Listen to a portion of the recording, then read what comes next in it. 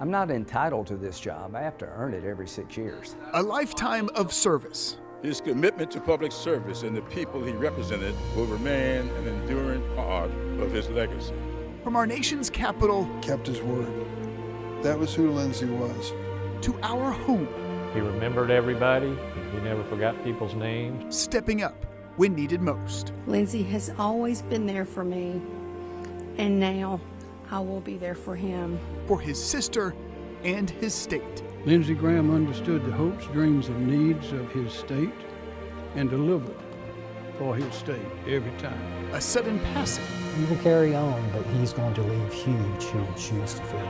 Leaves a lesson for South Carolinians and Americans everywhere. But never lose sight of what politics is all about. It's about making people's lives better.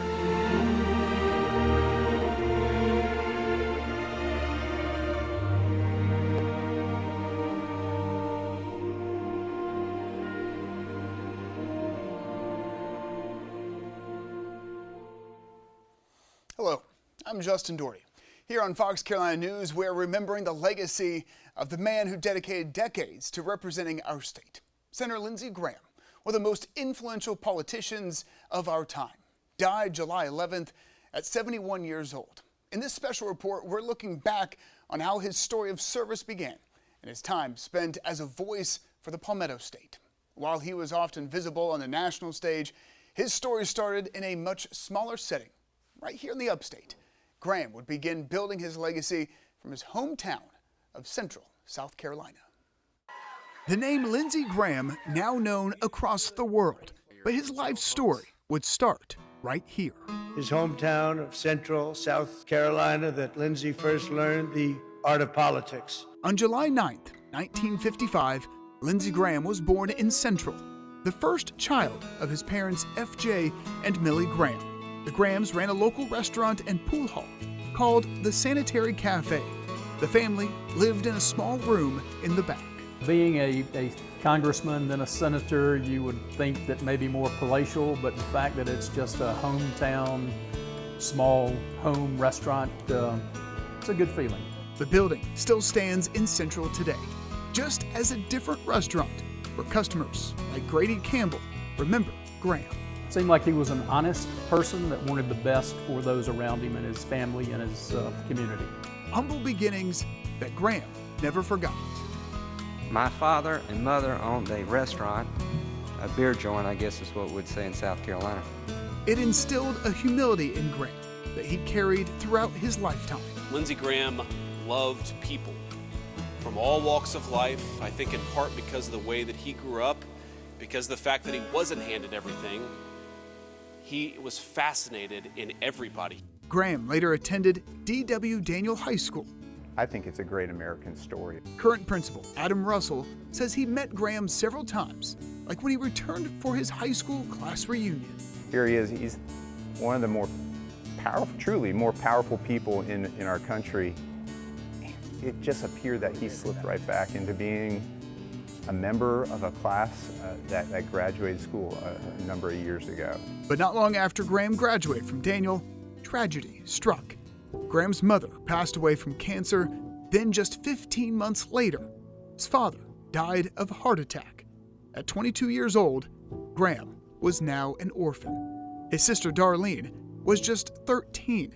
In a matter of months, Graham went from big brother to parent figure, something his niece, Darlene's daughter, still reflects on today. My mother said Lindsey would come home to visit every weekend from the University of South Carolina in Columbia while she was living with their aunt and uncle in Seneca.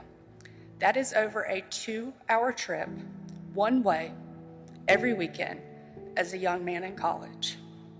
And that was only the beginning. Without a second thought, Lindsey made sure that he was there for his little sister, and he never stopped. A grief that could have consumed him. Instead, his hometown friends say it molded him. When you think about him losing his mom 15 months later, losing his dad from a heart attack, and all of a sudden he goes from being a college student that's just studying ROTC and law to becoming a guardian of a 13-year-old sister. You know, he understood when people said they were hurting. A special kind of mental fortitude that carried him through college, law school, and years spent serving in the military. But no matter his role, no matter his work, he always made time for the people who mattered most. Lindsey was a very busy man. There is no question about that. However, when my mom called, he answered. It didn't matter if he was about to walk into a meeting with the president or another world leader. Lindsey was without a doubt a family man.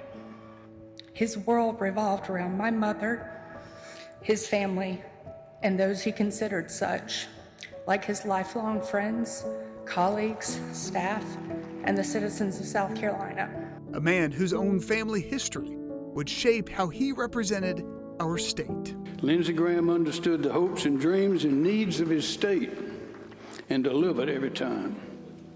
Presidents, paupers, famous or forgotten, he treated everybody the same. Graham had an enormous influence on national politics, but also on his fellow congressional representatives from South Carolina. I think his contributions to our district and to the state of South Carolina, I think it's something that we should uphold and honor, especially with his memory now. If Lindsey Graham is your friend, he will do what he doesn't really want to do because it's important to you. South Carolina had a friend in Lindsey Graham. America had a statesman in Lindsey Graham. He helped us with committee assignments. He helped us navigate the waters of Washington. He never looked at us and saw a competitor. He looked at us and saw a fellow South Carolinian that needed some help. And now, after years spent representing South Carolina in Washington, He loved working for the people of South Carolina. He loved serving this country. I cannot even put it into words. Graham has returned to the place where it all started. I guess we shouldn't be shocked that he is staying in South Carolina. He's done a lot of things in his lifespan, but I think he wants to be remembered as the brother that took care of his sister when his parents passed away. Choosing his final resting place beside his parents. I find grace and comfort knowing that he has gone home to reunite with his mother and father that he lost far too young. So I count my many blessings to have known him and loved him. Once again, in central South Carolina. A dedication to his family, a dedication to his state. That would fuel decades of time spent in Congress. It's hard to reduce such a storied career into just a few minutes. From international policies, confirmation hearings, to funding for the very roads and bridges we drive on every day. Graham proved to be one of the most influential politicians of our lifetime. Rachel Bogle has this look at Graham's start in Congress, what he achieved, and the moments he was most known for. While Lindsey Graham is most known for his time in the Senate, the upstate native actually started in a different role. It was a crowded field. We didn't have any money. In 1994, after serving one term in the South Carolina House, Graham set his eyes on Washington, facing an uphill battle. It was by no means a sure thing, and we had a formidable opponent who was a Democratic state senator. So it was a rough race, as I saw it. But Graham ended up making history, flipping a seat that hadn't been held by a Republican in more than a century. Graham won 3 more times in the House, a period that saw the up-and-coming congressman in the national spotlight. Graham served as an impeachment manager in the trial of President Bill Clinton. We're here to judge our president. We're here to say whether or not he's guilty, to begin with, of some serious offenses. But Graham's career was just getting started. Longtime Senator Strom Thurmond announced he would retire and not seek another term. Graham became the Republican nominee and later won the general election. He was sworn in as South Carolina's newest senator since 1966. I'll put my record of helping this state up against anybody in Congress. For more than 3 decades, Lindsey Graham made it a priority to bring federal investment back home. Better starts here. All right. Graham repeatedly fought for federal investments in South Carolina's military installations, including more than $440 million in military construction projects in just the past 4 fiscal years. He also helped advance landmark projects like deepening the Charleston Harbor to keep South Carolina at the forefront of global trade. The meat and potatoes of infrastructure is roads, bridges, and ports. In his final years on the Senate Appropriations Committee, Graham helped secure hundreds of millions of dollars for projects across his home state, including over $4.6 billion for roads, highways, and bridges statewide. As BMW continued to expand its footprint in the upstate, Graham became one of the company's leading advocates in Washington, publicly championing its EV expansion and saying South Carolina would someday become the Detroit of batteries. This is the place you come to if you're looking to be part of the future of electric vehicles. Those federal dollars will outlast any single term in office. Few senators have left a larger imprint on today's Supreme Court than Lindsey Graham. Over 2 decades on the Senate Judiciary Committee, he was there for nearly every pivotal confirmation battle, and sometimes surprising both parties. Christmas Day bomber, where are you at on Christmas Day? I suppose I should ask exactly what you mean by that. I'm assuming that the question you mean is whether a person who was apprehended in the United States is... No, I just asked you where you're at on Christmas. You know, like all Jews, I was probably at a Chinese restaurant. Great answer. The exchange became an instant classic. But beyond the laughs, it reflected a different side of Senator Lindsey Graham. Despite ideological differences, he broke with many Republicans and voted to confirm President Obama's nominee, Elena Kagan, in 2010, saying he believed she was qualified for the job. Graham's cross-party support left a lasting impression. Following his death, Justice Kagan remembered not the vote itself, but the interaction that preceded it. I vividly remember, because he was a vivid person, the conversation that we had in his office prior to my hearing, where he got to know me. It was a long conversation. He took the opportunity to get to know me. Years after Kagan's confirmation, Graham found himself at the center of a far different fight.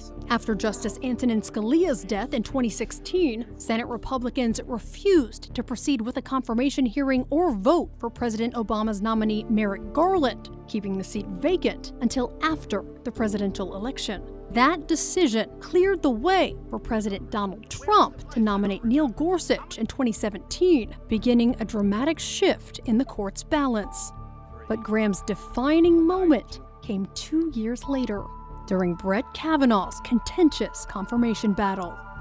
This is the most unethical sham since I've been in politics. You've got nothing to apologize for. That blistering defense became one of the most identifiable moments of Graham's career. Some saw Graham standing behind a nominee they believed had been unfairly attacked. Others saw it as a symbol of an increasingly partisan confirmation process. Either way, it became one of the most memorable speeches of Graham's career. I hope you're on the Supreme Court. That's exactly where you should be. By 2020, Graham wasn't just participating in history, he was leading it. As chairman of the Judiciary Committee, he guided Amy Coney Barrett's confirmation hearing, helping cement the Supreme Court's current 6-3 conservative majority.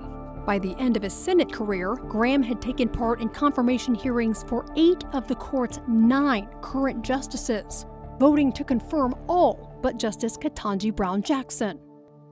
Over the years, Graham fostered many friendships within the Senate. Many of his colleagues spoke about his humor and friendliness. He just was a great guy, great friend.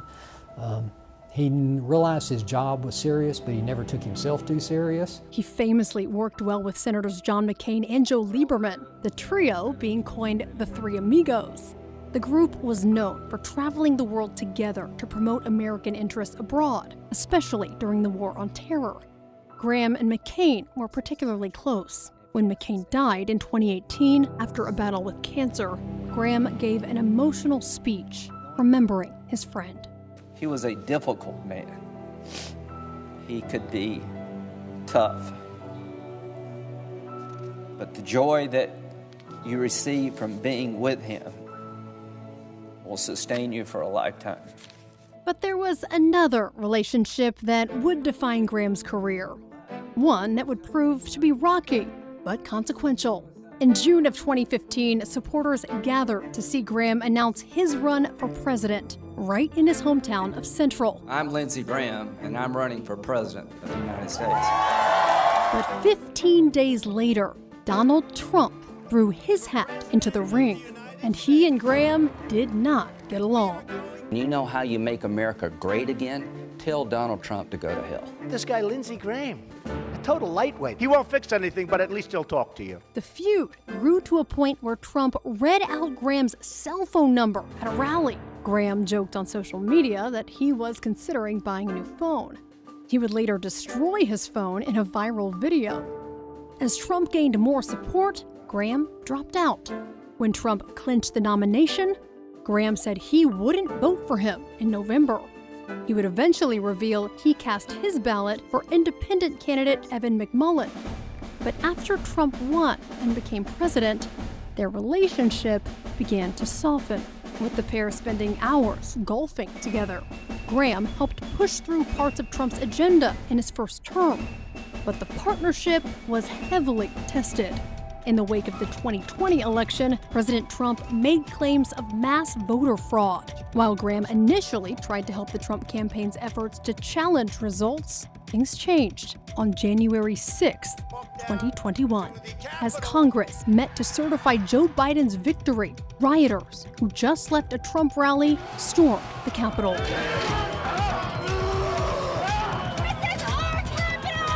The incident led to Senator Graham speaking out, saying he was done with President Trump. Trump and I, we've had a hell of a journey. I hate it being this way. Oh my God, I hate it.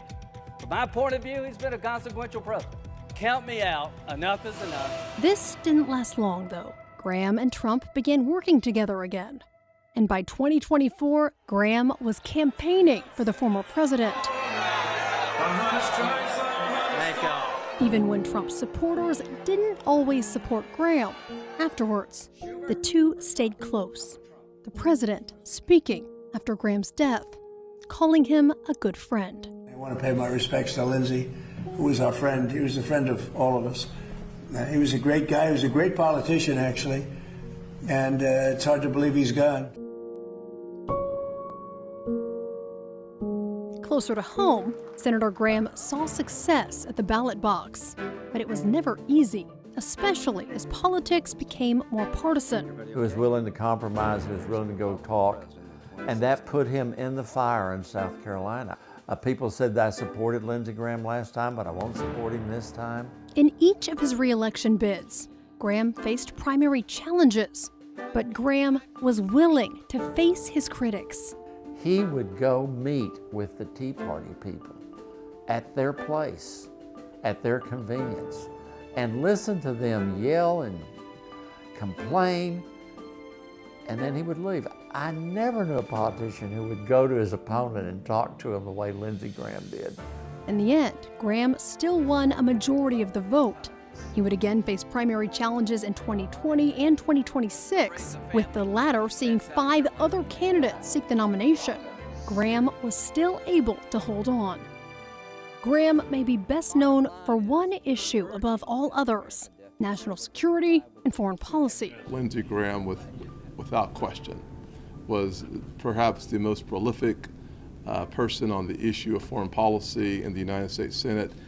Because it was a part of who he was. He arrived in the Senate 16 months after the September 11th terrorist attacks, a day that changed the course of a nation and helped define the senator he would become. We met on the steps of the Capitol, the House and the Senate, and somebody behind me started singing "God Bless America," and I'll never forget that as long as I live. From that moment forward, Graham believed America's best defense was to confront threats before they reached its shores. That belief made him one of the Senate's most consistent advocates for military action in the Middle East. Throughout his career, Graham remained one of Israel's most unwavering allies, a position that never changed, even as the war in Gaza became increasingly divisive. And if there was one issue that best captured Graham's hawkish worldview, it was Iran. He argued the only acceptable end to the war was the complete dismantling of Iran's nuclear enrichment program. If you don't believe the Iranians would use a nuclear weapon against us in Israel, then you're an idiot. And the best way to protect America is to keep the war over there before it gets here. But the Middle East wasn't the only place that held Graham's attention. In the final years of his career, Graham became one of Ukraine's strongest advocates on Capitol Hill.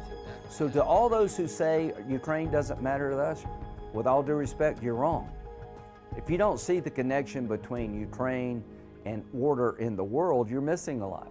His final foreign policy mission took him back to Kyiv. Standing before captured Russian military equipment, he announced a major breakthrough on a bipartisan sanctions package aimed at increasing pressure on Moscow. No one knew it at the time, but it would be his final appearance on the world stage. Just one day after returning home, Lindsey Graham died. In the end, he spent his final days doing exactly what had defined his career for more than 3 decades, engaging the world, defending his beliefs, and serving the country he loved. Above all, Lindsey Graham loved America and he believed in the American people. If you shared that view, you had a friend in Lindsey. Now, another key component of Senator Graham's time in Congress was his advocacy for the armed forces. Senator Graham's support for the military came straight from the heart and ran deep. Myra Ruiz shows us how his work helped shape and save lives. Go! War zones were part of Senator Lindsey Graham's military service as an Air Force Judge Advocate General. 33 years in the military. The U.S. Air Force, Air National Guard, and Air Force Reserve, retiring in 2015, but still making the military a top priority in Washington. A veteran, there's a lot of empathy there. Veterans are the largest brotherhood in the world.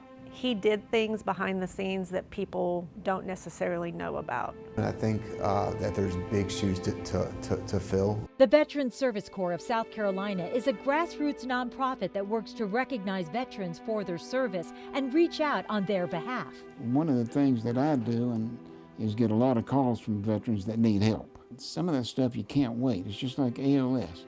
You just can't wait. State Commander Bill Quinton brought up the case of a retired Bronze Star Army major. Well, his wife called me. She's trying to get him into a good nursing home. The major's wife said he had developed a serious bacterial infection.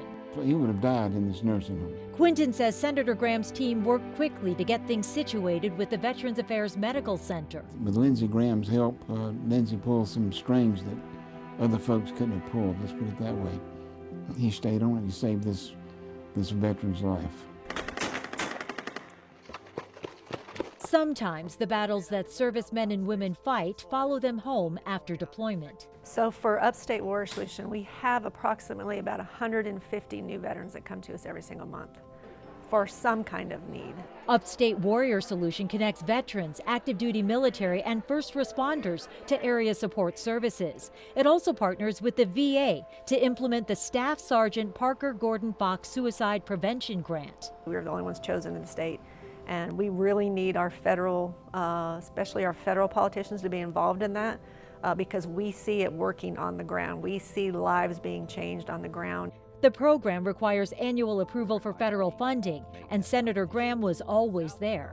So I know he was in the background working, talking to whoever was sitting on these committees about why it's important to have this program. COO Teresa Thompson says Graham's financial support also came out of his own pocket. He donated $21,000 to us of one of his checks when the government shut down. So that was a personal level of support. Graham also worked to make sure that the U.S. military could carry out its missions as effectively and safely as possible. Having someone like Senator Graham, fighting for constant improvements in military equipment, made a direct impact on lives saved. Retired Marine Nate Moore's deployments took him first to Iraq and then to Afghanistan. You can really tell the difference of the quality of equipment and what we had between my first deployment in 2006, 2007, and my second deployment in 2010. Senator Graham was a strong advocate of making more mine-resistant ambush-protected vehicles, or MRAPs, available to the military. Moore earned a Purple Heart after surviving multiple IED blasts in an MRAP during his second deployment in Afghanistan. The MRAP saved countless lives. If I would have hit the same IED in 2006 that I did in 2010, I wouldn't be here. It's hard to say just how many lives Senator Graham has touched, but that number is only expected to grow even though Graham himself is gone. For so long, we directly knew what his priorities were. I know there's a lot of stuff that's gotten done that may not have gotten done or might have taken much longer. I think his legacy is going to be in the amount of people that his office helped. People who now say, blue skies, Senator Graham, and thanks for always aiming high. Now, we've heard it said time and time again, Graham was never afraid to work across the aisle. You could consider politics more divided now than ever before.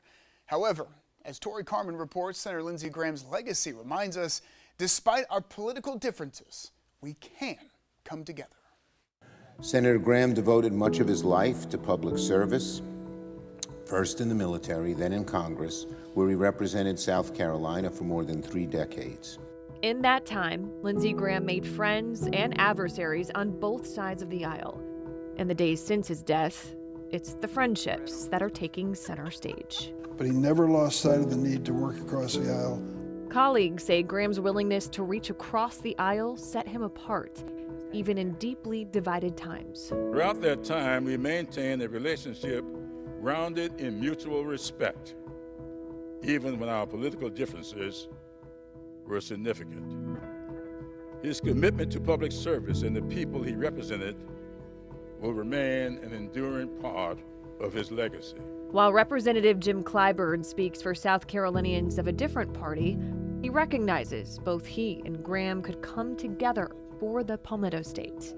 That spirit of bipartisanship was a defining thread of Graham's career, and one Democratic colleague say they felt personally. Listen, we didn't agree on everything or policy, but there are things that we were able to work on for our law enforcement and for so many other things that really impact both of our states. He always treated me with respect and kindness.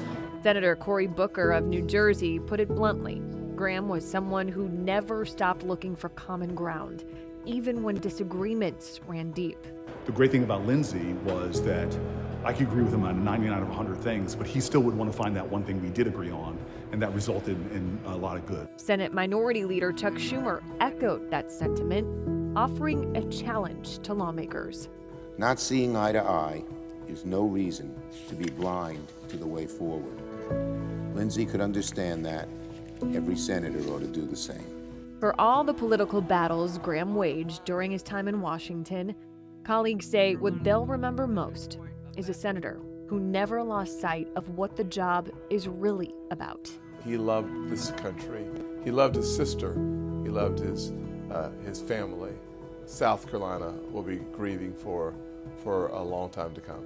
The tributes pouring in from across the political spectrum suggest the standard Graham set: respect, service, and a willingness to find common cause, all making up a lasting part of his legacy. And thank you for joining us tonight. As we honor Senator Graham, no matter your beliefs, there's no doubt Graham leaves behind a notable career. An upstate man who grew up in a small town and climbed his way to the top of American politics, becoming one of the most influential senators in our lifetime. While he often faced criticism throughout his career, many say there's no denying his commitment to public service, especially to the state he loved to the end.